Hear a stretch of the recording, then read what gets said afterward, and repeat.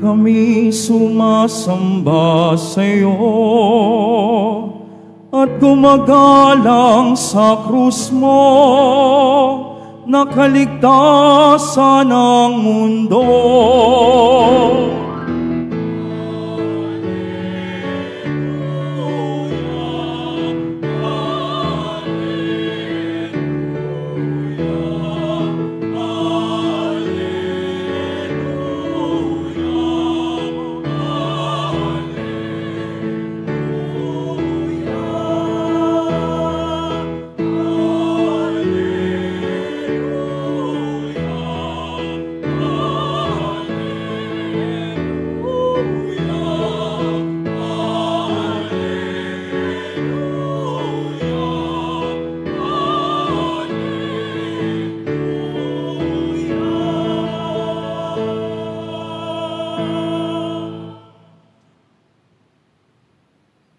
Sumainyo ang Panginoon. At sumaiyo rin. Ang mabuting balita ng Panginoon ayon kay San Marcos. Papuri sa iyo, Panginoon.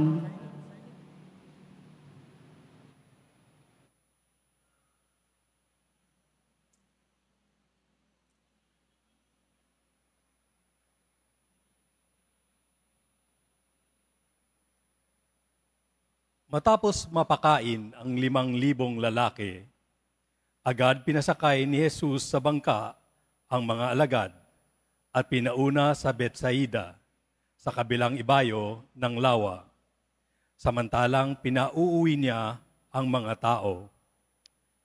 Pagkaalis nila, siya ay umahon sa burol upang manalangin. Sumapit ang gabi, nasa laot na noon ang bangka, samantalang si Jesus ay nag-iisa sa katihan. Nakita niyang nahihirapan sa pagsagwan ang kanyang mga alagad sapagkat pasalungat sila sa hangin. At nang madaling araw na, sumunod sa kanila si Jesus na naglalakad sa ibabaw ng tubig. Nalampasan niya sana sila, ngunit nakita ng mga alagad na siya'y lumalakad sa ibabaw ng tubig, kaya't napasigaw sila. Ang akala nila'y multo at kinalabutan sila. Ngunit agad niyang sinabi sa kanila, huwag kayong matakot. Si Jesus ito.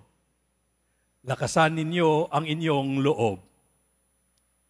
Sumakay siya sa bangka at tumigil ang hangin.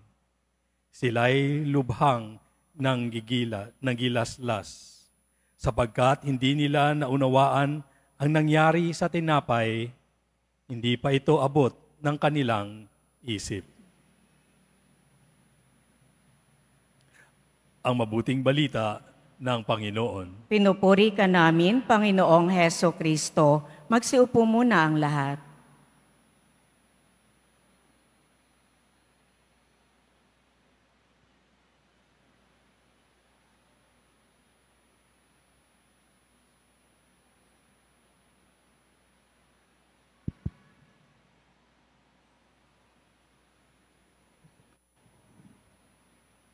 Magandang tanghali po sa inyong lahat. Viva Jesus Nazareno! Palakpakan po natin at papurihan ang ating Panginoon. Tingin nga po kayo sa paligid po ninyo.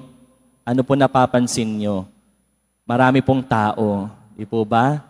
Sa Quiapo man o sa Quirino, talaga pong dumadagsa ang tao.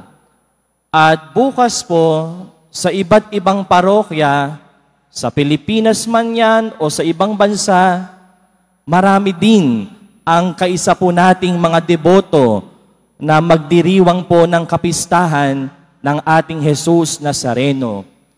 At kung gaanong karaming tao ang naririto ngayon, ganyang karami din ang kwento ng debosyon sa poong Jesus Nazareno. At tayong lahat po ay naririto para po tayo'y sama-samang magpasalamat at magpugay sa ating Jesus Nazareno Tayo po'y nagkakatipon, hindi po dahil tayo po ay mga negastar na gusto natin paghihirap lang. Tayo po'y naririto hindi lang dahil tayo'y mga masokista na gusto natin nahihirapan lang tayo. Pero ang bawat deboto'y sinasagupa ang init ng araw, ang ulan, ang dami ng tao, ang haba ng pila, tinitiis ang puyat, ang gutom, ang uhaw, sapagkat ang bawat isa sa atin ay umaasa sa Poong Jesus Nazareno. Amen po ba? Palakpakan po natin ang ating Panginoon. At ang isang Kristiyanong umaasa ay isang Kristiyanong laging nagtitiwala na laging may awa ang Diyos. Kaya nga po, kahit marami tayong pinagtiisang gutom, kuminsan init ng ulo, pero tayo'y uuwi na masaya because hope gives us millions of reasons to be joyful. Hindi po tayo umaasa sa wala, kundi tayo'y maligaya dahil alam natin na maaasahan natin ang Diyos, na laging may magagawa ang Diyos. Hindi niya tayo pababayaan. Hindi niya tayo iiwan sa ere. Hindi niya tayo tatalikuran. Hindi niya tayo bibitawan. Sapagkat siya ang Emmanuel na laging sumasa atin, laging nandyan, lagi tayong inaalala because the Lord will never forget us because He will not stop in loving us. Kaya po mga kapatid, tayo po, tingnan po natin ang imahen ng ating Poong Jesus Nazareno na kahit siya'y mukhang naghihirap, kahit siya'y may pasang-pasang mabigat na krus, kahit siya'y may koronang tinik, pero pansinin niyo po mga kapatid, hindi siya napasubasob, kundi siya'y nakaluhod, nagpapatuloy pa rin, tumatayo pa rin, ipinaglalaban pa rin tayo. Kaya po mga kapatid, kung tutuusin, kung papansinin lang po natin, ang imahe ng ating Panginoong Hesukristo, hindi po ito larawan ng paghihirap lang. Hindi po ito larawan ng pagkatalo, kundi ito'y tanda ng tagumpay ng Diyos sa ating buhay. Pinatutunayan po nito mga kapatid, na walang bigat ng krus ang makapagpapasuko sa taong tunay na nagmamahal. Amen? Kaya po mga kapatid, sana po, kapag po tinititigan po natin yung Poong Jesus Nazareno, wag lang po natin makita yung laki ng krus na bitbit niya. Pero pansinin natin lagi yung laki ng pag-ibig ni Jesus sa bawat isa, na kayang pagtiisan ng Diyos ang lahat. Kaya niyang gawin ang lahat para sa akin, para sa iyo, para sa ating lahat. Kaya po mga kapatid, ngayong paghahanda po natin sa kapistahan ng ating mahal na Senyor, lagi po nating tatandaan ang kanyang imahen ay larawan ng tagumpay at pagsusumikap ni Jesus para tayo'y mahalin. Not the pain, but it is the love that counts. At katulad niya mga kapatid, ang bawat isa sa atin, lahat po tayo'y may pasangkrus sa buhay. Pwede po iyan, asawa mo, pwede yan, anak mo, apo mo, kapatid mo na lagi kang inaaway, biyenan mo, o di kaya mga chismosang kasama mo sa paglilingkod, o di kaya po yung may utang sa'yo, pasangkrus mo rin yan, karamdaman, problema. Lahat tayo dito, umaasa tayo sa Poong Jesus Nazareno. Lahat po tayo dito may gustong pagtagumpayan sa buhay natin.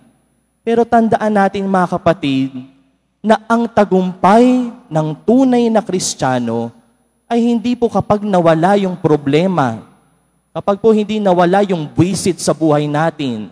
Pero ang tunay nating tagumpay ay kapag tayo'y binabago ng ating pasangkrus.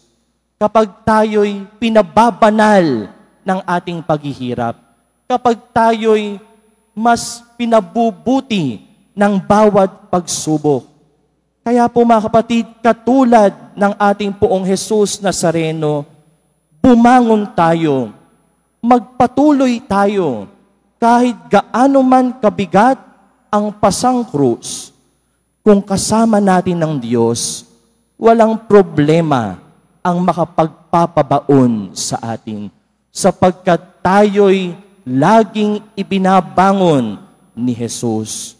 Ibukas natin ang ating buhay kay Jesus. Hayaan po natin si Jesus na samahan tayo sa bawat luha natin, sa bawat pangamba natin, sa bawat takot natin. Hindi man mabago nito ang ating sitwasyon, pero mababago nito yung disposisyon natin. Yung po bang hindi natin hahayaan na nakawin ng problema o pagsubok yung kaligayahan na galing sa Diyos, dahil walang nasasayang sa taong marunong umasa. Kaya mga deboto ng ating Poong Jesus Nazareno, kung gusto mong magtagumpay din sa mga pasangkrus mo, umasa ka lagi sa Diyos. Huwag mong ikahon ang buhay mo sa problema mo ngayon, sa pinagdadaanan mo ngayon, sa pasangkrus mo ngayon, sapagkat sabi nga po natin sa Pilipino, ang problema'y dinadaanan lang, temporary lang. They just happen sometimes. But what happens all the times? It is the goodness of the Lord. Di po ba? Meron tayong kasabihang, God is good all the time. Kahit po pagbali-balik na rin natin, laging mabuti ang Diyos. At yan ang ipinakikita ng ating Poong Jesus Nazareno. Walang makapagpapabaon sa atin sapagkat laging mabuti ang Diyos. Kaya mga kapatid, kung ang ating Panginoon ay tanda talaga ng tagumpay, sino po ba sa atin ang tunay na talunan? Walang iba kundi yung mga taong hindi marunong magmahal, yung mga taong walang pake sa kanyang kapwa, yung mga taong ayaw maglingkod. Ako po, marami po akong napapakinggan na ang rason nila kung bakit po hindi sila naglilingkod o tumutulong sa iba ay ganito. Ako nga may problema, tutulong pa ako. Sarili ko nga, hindi ko matulungan, maglilingkod pa ako. Pero mga kapatid, yun ang pagiging makasarili. And selfishness is always the breeding ground for sin. At ang kasalanan ay ang paglayo sa Diyos. Kaya po kung tayo, inilalayo natin ang ating loob at buhay sa iba, yun po'y malaking kalapastanganan sa ating Jesus Nazareno, sapagkat siya ang nagpapaalala that what it takes for God na mapalapit sa atin. Ano yung sinuko ng Diyos para damayan ka, para paglingkuran ka, para iligtas ka. Kaya ang tanong ko po sa inyo ay ito, bilang deboto, ano ba ang tunay na tagumpay para sa iyo? Ito po ba ay kapag naibigay sa iyo ang biyayang hinihiling mo? O nagtatagumpay ka kapag ikaw ang mismong nagiging biyaya para sa kapwa mo? Tagumpay ba na maituturing na nahawakan mo nga yung lubid bukas, pero meron ka namang nasaktang kapwa? O tagumpay yung nahawakan mo, hindi lang yung lubid, kundi yung kapwa mo sa paglilingkod? Tagumpay ba na masasabi na ikaw ay nakapagtulak ng andas? O ang tunay tagumpay natin ay kapag naitulak mo ang kapwa mo papalapit sa Diyos? Tandaan po natin, mga kapatid, na ang tunay na debosyon, binabago tayo para tayo'y mas makasunod kay Jesus. Sabi nga po natin sa English, imitation is the best compliment.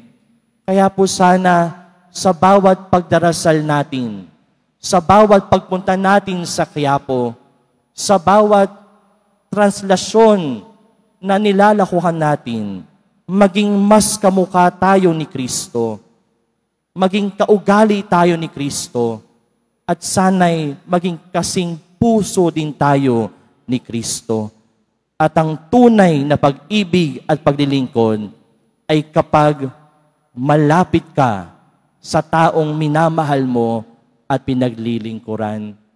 Kaya mga kapatid, lagi tayong magkaroon ng traslasyon papalapit sa ating kapwa na larawan din ng ating Panginoon. Intindihin natin sila, pagtiyagaan natin sila kung paanong ang Diyos pinagtiyatsagaan tayo. Abutin po natin, mga kapatid, yung kapwa nating nasa laylayan at kasuluk-sulukan. Dahil kung nasaan ng Kristiyano, naroroon si Kristo. Oo, sakya po tayo, nakatatagpo ng kapayapaan at ng kapanatagan ng kalooban.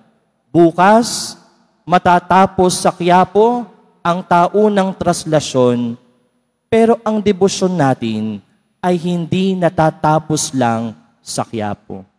Ang debosyon natin ay hindi lang pang-Quiapo lang, kundi araw-araw tayong magtatraslasyon para abutin, kalingain, bigyan ng pag-asa ang kapwa natin.